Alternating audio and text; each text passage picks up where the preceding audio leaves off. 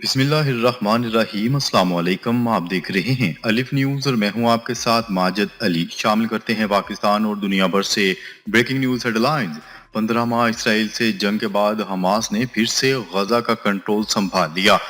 امریکی خبرساں ادارے کی رپورٹ کے مطابق 15 ماہ اسرائیل سے جنگ کے بعد فلسطینی مزاحمتی تنظیم حماس نے ایک بار پھر سے غزہ کا کنٹرول سنبھال لیا ہے۔ امریکی اخبار نیو یارک ٹائمز کا کہنا ہے کہ سیز فائر شروع ہوتے ہی حماس کے مسلح جنگجوؤں کا سڑکوں پر آنا یہ پیغام تھا کہ ہزاروں ارکان کی شہادت، اسلحہ اور سرنگوں کی تباہی کے باوجود حماس کو ختم نہ کیا جا سکا اور اب بھی وہ غزہ کی مضبوط ترین جماعت ہے۔ امریکی اخبار کی رپورٹ کے مطابق کہا جا رہا ہے کہ اسرائیلی وزیر اعظم نتن یاہو حماس کے خاتمے کے دعوے کرتے رہے لیکن غزہ کے لیے کوئی متبادل نہ پیش کر سکے۔ غیر ملکی میڈیا کی رپورٹ کے مطابق اقوام متحدہ کا کہنا ہے کہ اسرائیلی حملوں کے نتیجے میں غزہ کے اندر تباہ ہونے والی عمارتوں اور دیگر انفراسٹرکچر کے ملبے کو صاف کرنے میں 21 سال کا عرصہ لگ سکتا ہے اور ملبے کی صفائی پر 12 ارب ڈالر کی رقم خرچ ہو سکتی ہے۔ دوسری جانب عرب میڈیا رپورٹس میں کہا جا رہا ہے کہ اسرائیلی فوج غزہ میں جنگ بندی کی مسلسل خلاف ورزیاں کر رہی ہے اور گزشتہ روز رفح میں ملبہ صاف کرتے لوگوں پر اسرائیل نے بمباری کر دی۔ خبر کے اگلے حصے میں بات کرتے ہیں شہریت کا پیدائشی حق، امریکی عدالت کا بڑا فیصلہ، ڈونلڈ ٹرمپ کا صدارتی حکم معطل۔ امریکی جج نے پیدائشی حق شہریت کو ختم کرنے کے صدارتی حکم کو عارضی طور پر روک دیا۔ ریاست واشنگٹن کے ڈسٹرکٹ جج نے صدر ڈونلڈ ٹرمپ کے پیدائشی حق شہریت کی اثر نو تعریف کرنے والے ایگزیکٹو آرڈر کو غیر آئینی قرار دیتے ہوئے اسے عارضی طور پر معطل کر دیا۔ جمعرات کو امریکی فیڈرل جج کی جانب سے جاری ہونے والے فیصلے میں ڈونلڈ ٹرمپ انتظامیہ کو 14 دن کے لیے ایگزیکٹو آرڈر پر عمل درآمد کے لیے کسی قسم کے اقدامات کرنے سے روکتا ہے۔ اس دوران فریقین صدر ڈونلڈ ٹرمپ کے پیدائشی حق شہریت سے متعلق حکم کی درست ہونے یا نہ ہونے کے بارے میں مزید دلائل پیش کریں گے۔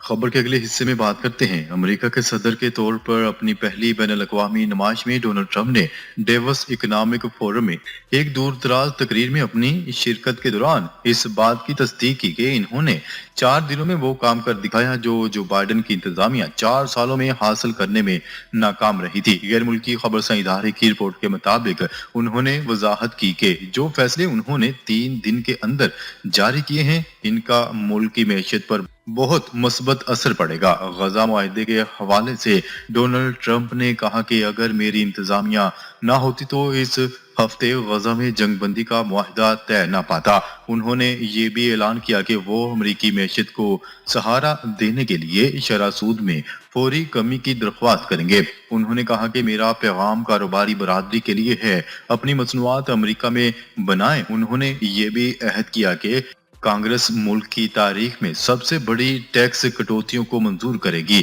دفاعی سطح پر ڈونلڈ ٹرمپ کا کہنا تھا کہ وہ نیٹو ممالک سے دفاعی اخراجات کو جی ڈی پی کے 5% تک بڑھانے کے لیے کہیں گے۔ انہوں نے کہا کہ امریکی سرحدوں کو محفوظ بنانے کا کام پہلے ہی شروع ہو چکا ہے اور فوجی دستے حملے کو پسپا کرنے کے لیے تعینات کر دیے گئے ہیں۔ انہوں نے کہا کہ امریکہ کے تیل اور گیس کے وسائل سے فائدہ اٹھانا ملک کو عالمی سطح پر ایک صف اول کی پوزیشن میں کھڑا کر دے گا۔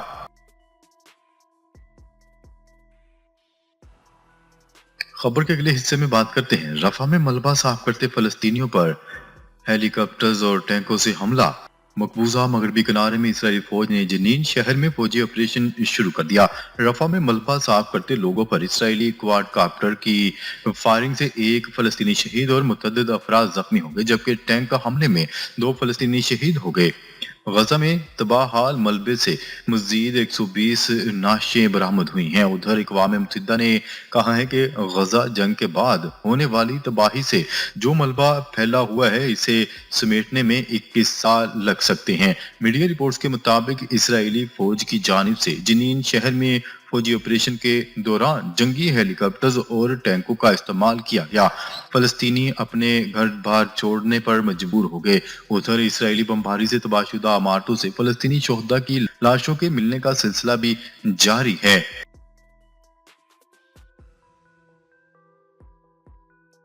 خبر کے اگلے حصے میں بات کرتے ہیں بھارت میں اسلحہ ساز فیکٹری میں دھماکہ 8 افراد ہلاک اور 7 زخمی بھارتی میڈیا کی رپورٹ کے مطابق ریاست مہاراشٹر کے شہر ناگپور میں واقع اسلحہ ساز فیکٹری میں جمعے کو دھماکہ ہوا جس کی آواز تقریباً 5 کلومیٹر دور تک سنائی دی گئی بھارتی میڈیا کا بتانا ہے کہ فیکٹری دھماکے میں 8 فیکٹری ورکرز ہلاک اور 7 زخمی ہوئے جس کی تصدیق یونین وزیر کی جانب سے بھی کی گئی ہے بھارتی میڈیا کی رپورٹ کے مطابق آرڈیننس فیکٹری میں دھماکہ جمعے کی صبح 10:30 بجے ایل ٹی پی سیکشن میں ہوا جس کی اطلاع ملتے ہی فائر بریگیڈ اور ریسکیو عملہ جائے حادثہ پر پہنچ گیا اور زخمیوں کو فوری ہسپتال منتقل کیا گیا فائر حکام کے مطابق دھماکہ اس قدر شدید تھا کہ اس سے فیکٹری کی چھت بھی نیچے آ گری جس کے نتیجے میں ورکرز دب گئے جن میں سے 3 ورکرز کو زندہ نکالا گیا اور ایک ملبے تلے دب کر ہلاک ہو گیا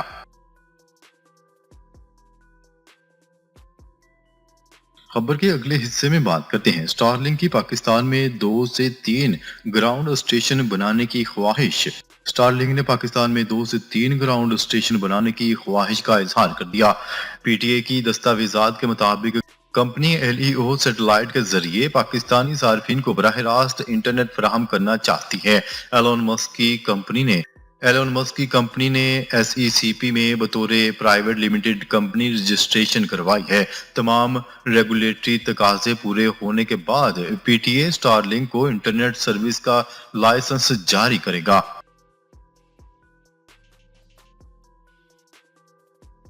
خبر کے اگلے حصے میں بات کرتے ہیں ڈونلڈ ٹرمپ نے یوکرین مسئلے پر پیوٹن سے جلد ملاقات کی خواہش کا اظہار کر دیا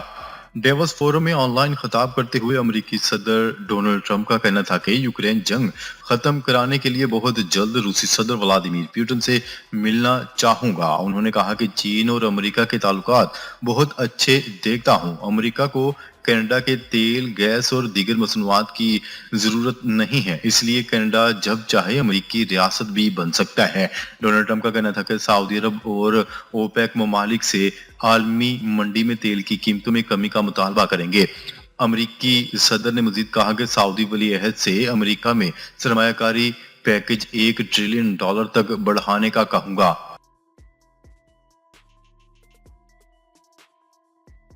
خبر کے اگلے حصے میں بات کرتے ہیں غزہ میں غیر ملکی صحافیوں کے داخلے پر پابندی ختم کی جائے فارن پریس ایسوسی ایشن نے اسرائیل سے غزہ میں غیر ملکی صحافیوں کے داخلے پر پابندی ختم کرنے کا مطالبہ کر دیا فارن پریس ایسوسی ایشن کے مطابق 15 ماہ سے جاری یہ پابندیاں آزادانہ صحافت میں رکاوٹ ڈال رہی ہیں فارن پریس ایسوسی ایشن نے کہا ہے کہ یہ پابندیاں دنیا کو غزہ کی مکمل تصویر نہیں دکھانے دے رہی فارن پریس ایسوسی ایشن کے مطابق یہ پابندیاں فلسطین میں صحافی ساتھیوں پر بوجھ ڈال رہی ہیں جنہوں نے دنیا کو غزہ کی صورتحال بتانے کے لیے اپنی جانیں بھی خطرے میں ڈال رکھی ہیں فارن پریس ایسوسی ایشن کا کہنا تھا کہ جنگ بندی معاہدے کے بعد صحافیوں کو غزہ میں رسائی دینے میں تاخیر کرنا بلا جواز ہے فارن پریس ایسوسی ایشن نے صحافیوں کو غزہ میں غیر محدود داخلے کی اجازت دیے جانے کا مطالبہ کیا ہے ناظرین اب تک کے لیے اتنا ہی مزید خبریں لے کر بہت جلد آپ کی خدمت میں حاضر ہوں گے تب تک کے لیے اپنا خیال رکھیے گا اللہ نگہبان